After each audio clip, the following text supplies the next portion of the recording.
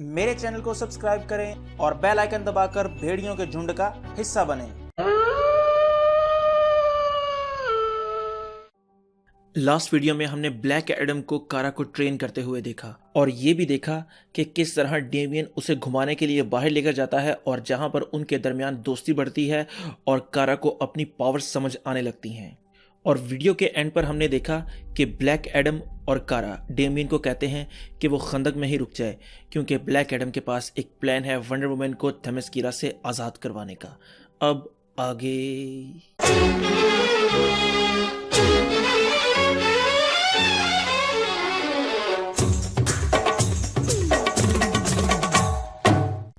आज की वीडियो का आगाज हॉस्पिटल से होता है जहां पर वाइल्ड कैट को लाया जा रहा है क्योंकि उसे इवल बैटमैन ने गोली मार दी थी। और वहां ब्लैक लाइटनिंग भी अपने बच्चों को लेकर घर आ रहा है जहां पर उसे एक फोन कॉल आती है।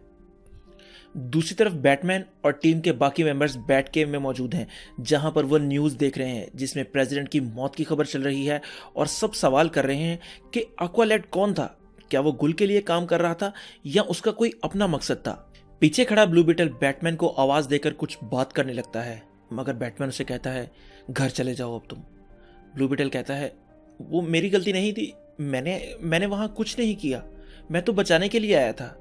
तो बैटमैन कहता है मैंने कहा घर चले जाओ तुम और आज के बाद अपनी पावर्स इस्तेमाल करने की कोई जरूरत नहीं तुम्हें।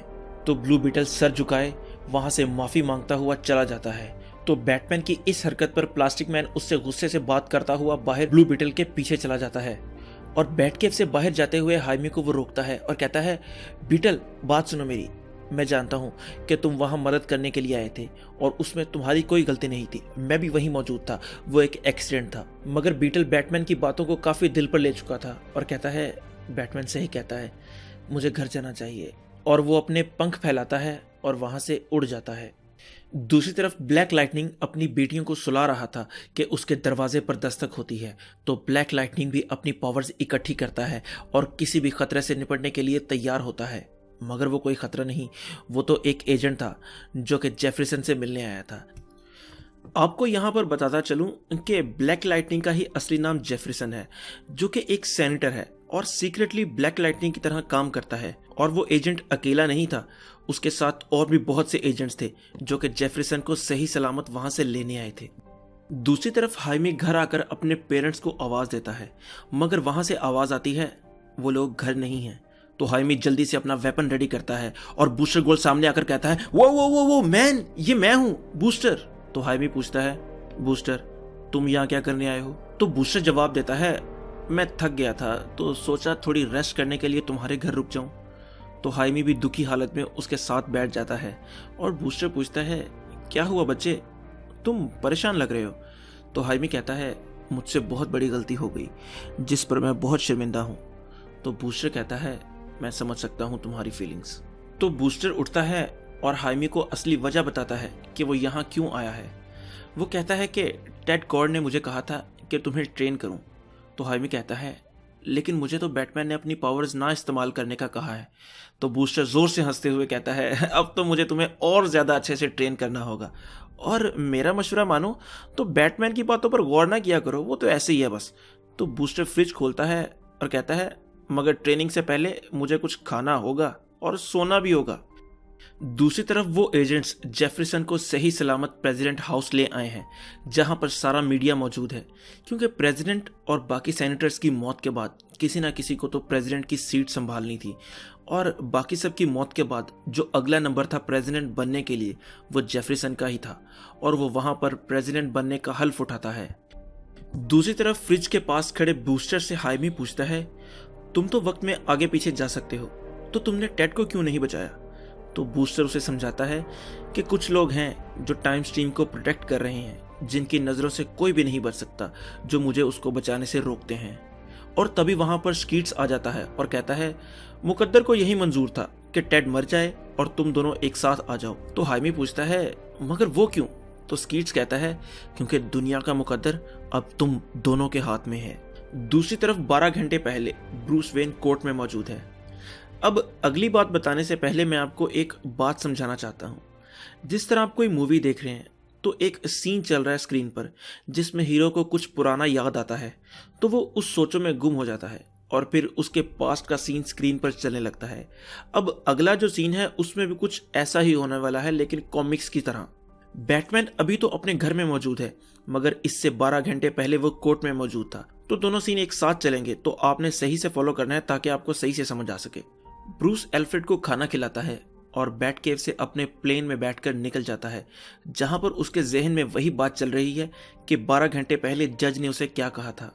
अब जैसा कि सबको पता है कि ब्रूस वेन ही बैटमैन है, तो जज पूछती है, मिस्टर वेन, हम जानना चाहते हैं कि वहां क्या हुआ, बल्कि पूरा मुल्क जानना चाहता है कि क्या हुआ था कि जैक्सन हाइट जैसा टेररिस्ट प्रेसिडेंट को इतनी आसानी से मारकर चला गया। और इन्हीं सोचों में बैटमैन अपने प्लेन से उतरता है और प्लेन को वापस बैट केव भेज देता है, और उसके जहन में जज की बात चल रही है। वो पूछती है, तो आपकी प्रेसिडेंट से क्या बात हुई? ब्रूस जवाब देता है, दुनिया को बेहतर बनाने की। और यही सोचते सोचते वो आगे बढ़ता है तो उसे एक पुलिस वाला बेहोश मिलता है।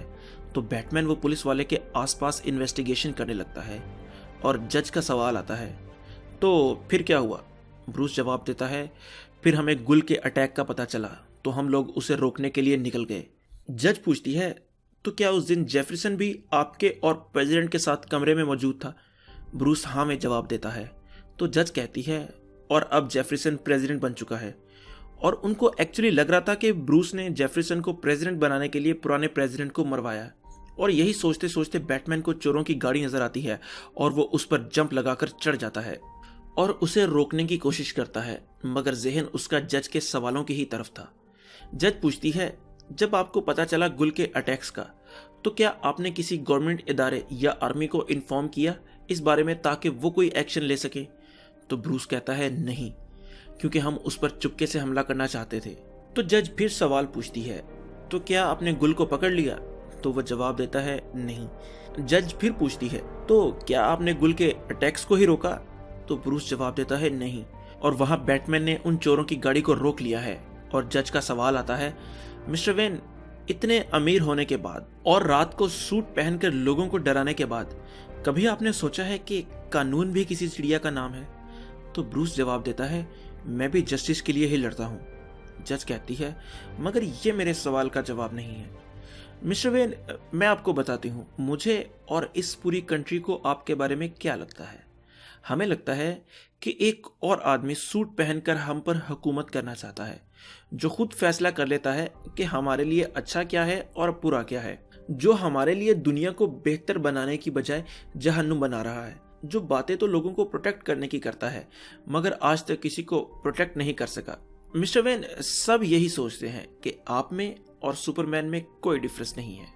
और ये बातें सोचते हुए बैटमैन उस चोर को पकड़कर इतना मारता है कि उसका मुंह खून से भर जाता है, मगर पीछे से सेलिना आकर उसे रोक लेती है और कहती है, बस करो, इस बेचारे पर अपना गुस्सा मत उतारो, इसने तुम्हारा क्या बिगाड़ा है। तो बैटमैन उसे छोड़ देता है और चोरों को बांधकर सेलिना से कहता है, मेरे साथ चलो। तो वो पूछती है, कहाँ?